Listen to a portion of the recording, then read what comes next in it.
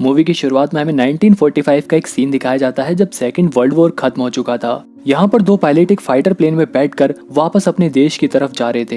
इसी बीच इनका प्लेन एक ड्रैगन ट्रायंगल वाले आइलैंड से होकर गुजरता है। अचानक से इनके प्लेन के शीशे पर एक पक्षी आकर टकराता है और वो मर जाता है। जब तक ये दोनों पायलट कुछ समझते तब तक इनके प्लेन के ऊपर बहुत सारे बर्ड्स आकर टकराने लगते हैं, जिसकी वजह से इनका प्लेन क्रैश हो जाता है। अब ये दोनों पायलट अपनी जान बचाने के लिए पैराशूट से प्लेन से नीचे कूद जाते हैं। इनमें से एक पायलट तो सेफली आइलैंड पर उतर जाता है, लेकिन दूसरा अभी भी हवा में था जब इस समुद्र के अंदर से अचानक से एक बहुत ही बड़ा जायंट क्रोकोडाइल निकलता है और उस पायलट को खा जाता है और वापस पानी में चला जाता है। दूसरा पायलट ये सब देखकर घबराकर जंगल में भागता है। सीन बदलता है और अब हम प्रेजेंट का सीन देखते हैं, जहाँ पर एक पैसेंजर प्लेन इसी ड्रैगन ट्रायंगल वाले आइलैंड से होकर गुजरता है। इस फ्लाइट में एक लिन नाम का आदमी था जो अपनी बेटी यी को एक लड़के से बात करता हुआ देख लेता है, और जब वो इसके बारे में अपनी बेटी से पूछता है तो वो उससे बहुत रूडली बात करती है। दरअसल इन दोनों बाप बेटियों के बीच में बिल्कुल भी नहीं बनती थी। जब ही अचानक से ये प्लेन हिलने लगता है, लोग काफी घबरा जाते हैं। प्लेन के पायलट प्लेन को कंट्रोल करने की कोशिश करते हैं, लेकिन जब ही अचानक से इस प्लेन से भी बहुत सारे बर्ड्स आकर टकराने लगते हैं, जिसकी वजह से ये प्लेन भी कंट्रोल से बाहर हो जाता है।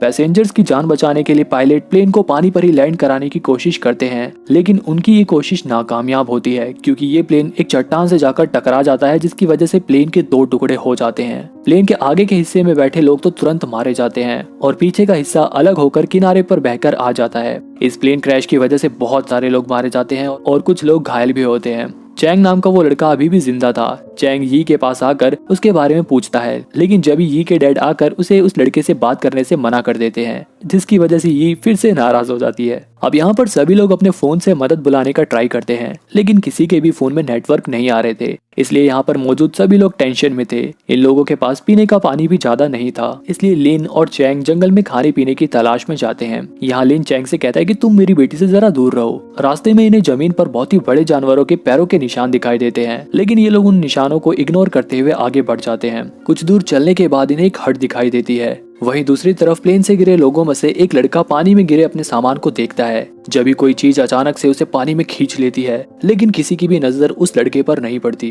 प्लेन से गिरे लोगों में ली नाम का एक आदमी और उसकी प्रेग्नेंट वाइफ भी यहाँ पर फंस गए थे।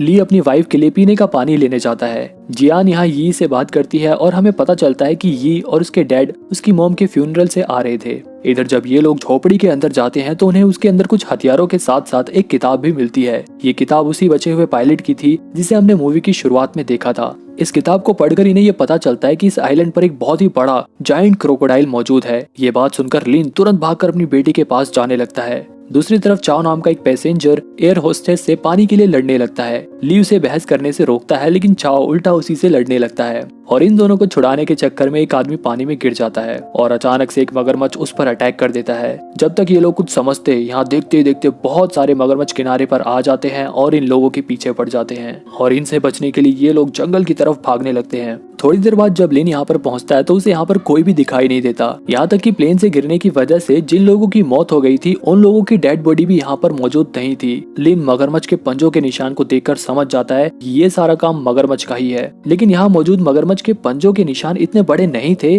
जितना कि उस किताब में लिखे गए जायंट क्रोकोडाइल के थे। इसके बाद लिन अपनी बेटी को ढूंढने के लिए वापस जंगल में जाता है। यहाँ ये सभी लोग मगरमच्छ से बचकर भाग रहे थे जब एयर होस्टेस नीचे गिर जाती है और इनके पीछे पड़ा मगरमच्छ उसे खा जाता है। बाकी बचे हुए लोग भागते हुए एक नदी के पास पहुंच जाते हैं। ये जगह इन लोगों को थोड़ी सेफ लग रही थी क्योंकि ये पानी झरने से बहकर आ रहा था, इसलिए ये लोग इस पानी को पी लेते हैं। जब ली नोटिस करता है कि झाड़ियों में से किसी के चलने की आवाज आ रही है, सभी लोग एकदम चौकन्ने हो जाते हैं, लेकिन झाड़ियों में से और कोई नहीं बल्कि लिन, चैंग और लू थे। अब यहाँ पर क्रोकोडाइल अटैक से घायल हुआ एक लड़का अपनी चोट से निकल रहे खून को पानी में धो रहा था। जब भी हम देखते हैं कि उसकी चोट से निकलने वाला खून जिस जगह पर गिर रहा था वहां पर पहले से ही वो जायंट क्रोकोडाइल मौजूद था, लेकिन अब वो क्रोकोडाइल उस आदमी के खून की महक सूंघ कर उठ जाता है। इतने बड़े क्रोकोडाइल को देखकर ये लोग बहुत बुरी तरह से डर जाते हैं। मगरमच्छ को देखते उस बेचारे लड़के के होश उड़ जाते हैं। जब तक वो लड़का कुछ रिएक्ट करता वो मगरमच्छ से खा जाता है। ये देखकर ये लोग डर के मारे इधर उधर भागने लगते हैं। इसी बीच एक लड़की का पैर चट्टान में फंस जाता है और वो मगरमच्छ उस लड़की को भी खा जाता है। लिन भी किसी तरह बड़ी मुश्किल से उस जायंट क्रोकोडाइल का खाना बनने से बचता है। बाकी सभी लोग भी उस मगरमच्छ से बचकर जंगल के बीच में भाग जाते हैं।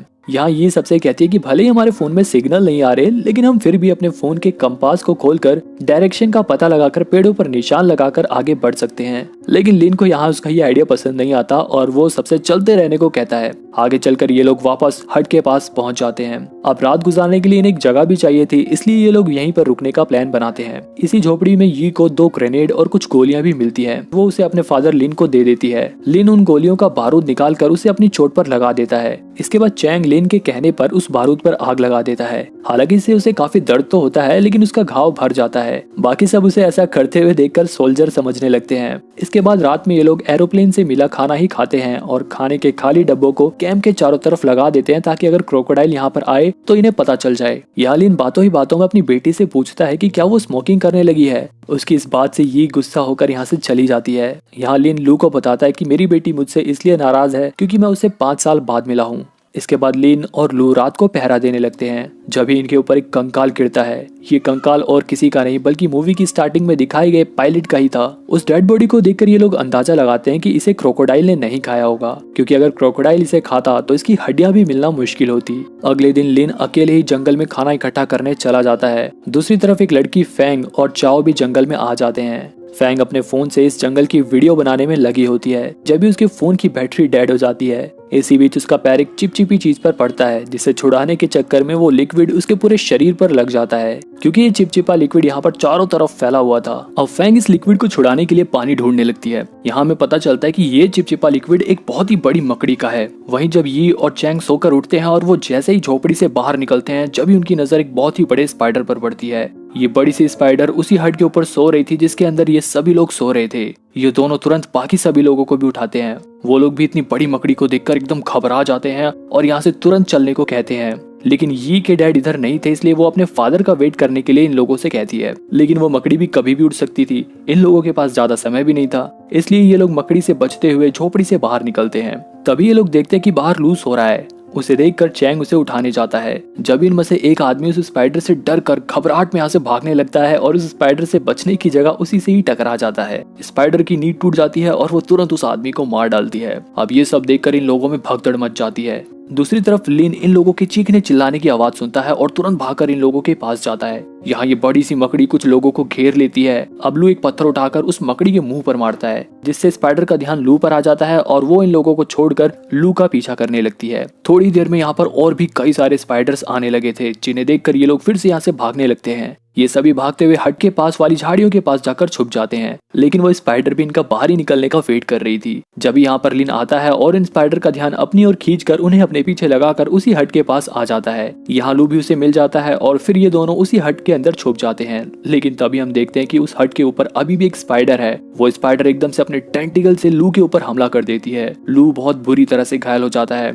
यहाँ पर लिन उस स्पाइडर का टेंटिकल काट देता है, लेकिन टेंटिकल घुसने की वजह से लू का बहुत ज्यादा खून निकल गया था, जिसकी वजह से वो मर जाता है। अब वो स्पाइडर लिन के ऊपर भी हमला करने लगता है, लेकिन लिन किसी तरह उससे अपनी जान बचाता है और उसी के टेंटिकल से उससे लड़ने की कोशिश करता है। इसके बाद मौका पाकर वो उन्हीं दोनों ग्रेनेड में से एक ग्रेनेड उस स्पाइडर के पास फेंक देता है, जिससे वो स्पाइडर मर जाती है। दूसरी तरफ बाकी लोगों को आगे जाकर कुछ फ्रूट्स पड़े हुए मिलते हैं, जिन्हें देखकर ये लोग समझ जाते हैं कि ये फ्रूट्स यहाँ यी के फादर लिन ने ही छोड़े होंगे। इसके बाद आगे चलकर इनके सामने एक छोटी सी नदी पड़ती है। जियान और बाकी 2 लोग तो नदी पार कर लेते हैं, लेकिन जब तक चैंग वो रिवर पार करता तभी वहाँ पर क्रोकोडाइल आ जाता है। लेकिन जैसे ही वो क्रोकोडाइल चैंग को खाता, जब एन मौके पर यहाँ पर लिन आकर चैंग को बचा लेता है और बाद में बड़ी चालाकी से वो उस मगरमच्छ को वापस नदी में ही पहुंचा देता है। अब यहाँ पर यी को अपने फादर की इम्पोर्टेंस को पता चलता है और वो अपने फादर को प्यार से गले लगा लेती है। वहीं दूसरी तरफ फैंग और चाओ पानी के पास पहुंच जाते हैं। यहाँ पहुंचकर फैंग उस नदी में घुसकर अपने शरीर पर लगे लिक्विड को धोने लगती है।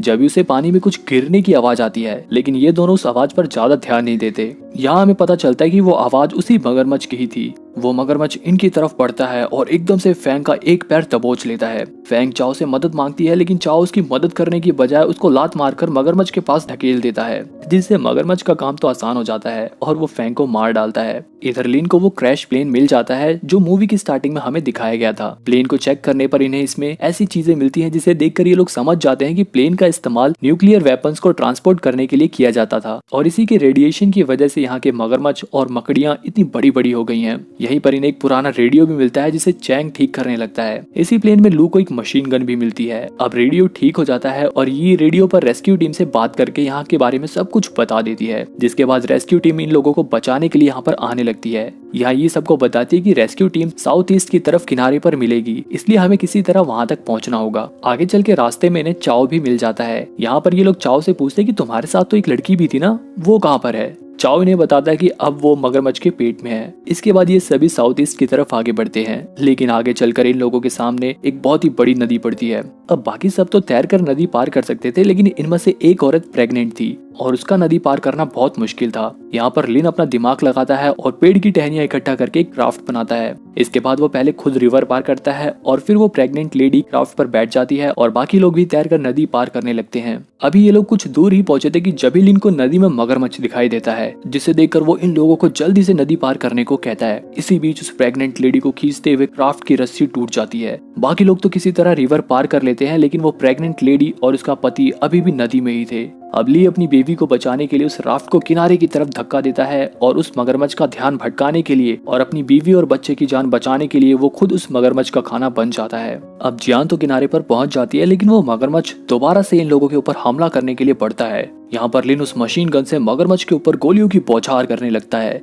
लेकिन मगरमच्छ के ऊपर तो गोलियों का जैसे कुछ असर ही नहीं हो रहा था। इधर भागते हुए चाओ नीचे जमीन पर गिर जाता है, जिसे देखकर ये उसकी मदद करने के लिए आती है, लेकिन चाओ उसी को खींचकर मगरमच्छ की तरफ ढकेल देता है। अब वो क्रोकोडाइल उसके ऊपर हमला करने ही वाला था कि जब यहाँ पर लिन फिर से आकर मगरमच्छ के ऊपर फिर से गोलियों की बौछार करने लगता है। मौका पाकर ये साइड हो जाती है, लेकिन इसी बीच फायरिंग के दौरान एक गोली चाओ के पैर में जाकर लग जाती है, जिसकी वजह से वो दौड़ नहीं पाता और उसकी किस्मत इतनी खराब थी कि उसी वक्त उसे हार्ट अटैक भी आ जाता है, जिसकी वजह से वो नीचे गिर जाता है। वो मगरमच्छ आता है और चाओ को खा जाता है और यहाँ पर उसे उसके कर्मों का फल भी मिल जाता है। अब बस ये 4 लोग बचे थे, लेकिन यहाँ पर हम देखते हैं कि यी का जैकेट उस मगरमच्छ की पूंछ में फंस जाता है और वो मगरमच्छ उसे लेकर अपनी गुफा की तरफ चला जाता है। रात भी हो चुकी थी। लेन अपनी बेटी को बचाने के लिए उस मगरमच्छ के पंजों के निशान का पीछा करते हुए किसी तरह उस गुफा तक पहुंच जाता है। उसके पीछे पीछे वो प्रेग्नेंट लेडी और चैंग भी वहाँ पर आ जाते हैं। चैंग जियान को गुफा के बाहर ही बैठने को कहता है और वो खुद गुफा के अंदर लिन की मदद करने के लिए चला जाता है। यहाँ लिन गुफा के अंदर अपनी बेटी को ढूंढ रहा था। ये मगरमच्छ से बचने के लिए गुफा के अंदर ही एक जगह पर छुपी हुई थी, लेकिन जैसे वो अपनी डैड की आवाज सुनती है वो भागकर अपने डैड के पास आ जाती है।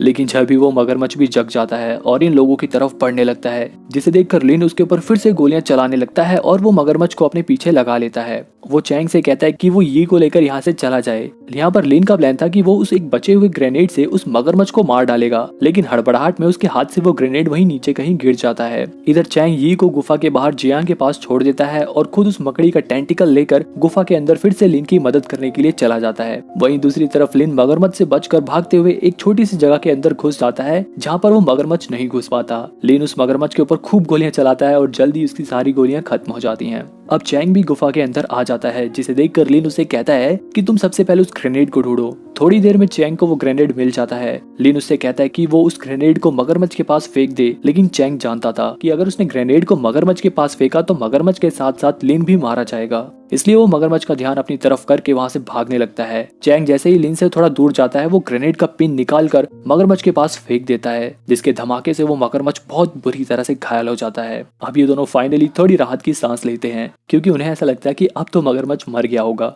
अब लिन चैंग के ऊपर गुस्सा भी नहीं होता, क्योंकि अब वो उसे समझने लगा था और अब ये दोनों साथ में बाहर जाने लगे थे। तभी वो मगरमच्छ उठकर फिर से इनके ऊपर हमला करता है। लिन तुरंत चैंग से मकड़ी का टेंटिकल लेकर उस मगरमच्छ का पेट चीर कर उसे मार डालता है और यहीं पर उस मगरमच्छ का काम तमाम हो जाता है। इसके बाद ये दोनों उस गुफा से बाहर आ जाते हैं। ये अपने फादर को देखकर बहुत खुश होती है। अब वो दोनों साउथ ईस्ट की तरफ पहुंच जाते हैं और सुबह होते ही रेस्क्यू टीम यहाँ पर पहुंच जाती है और वो इन लोगों को रेस्क्यू कर लेती है। यहीं पर ये मूवी खत्म हो जाती है। अगर आपको क्रोकोडाइल की एक और मस्त मूवी देखनी है तो ये वाली मूवी देखो, ये भी बहुत ही बढ़िया मूवी है और इस वीडियो को लाइक जरूर कर देना।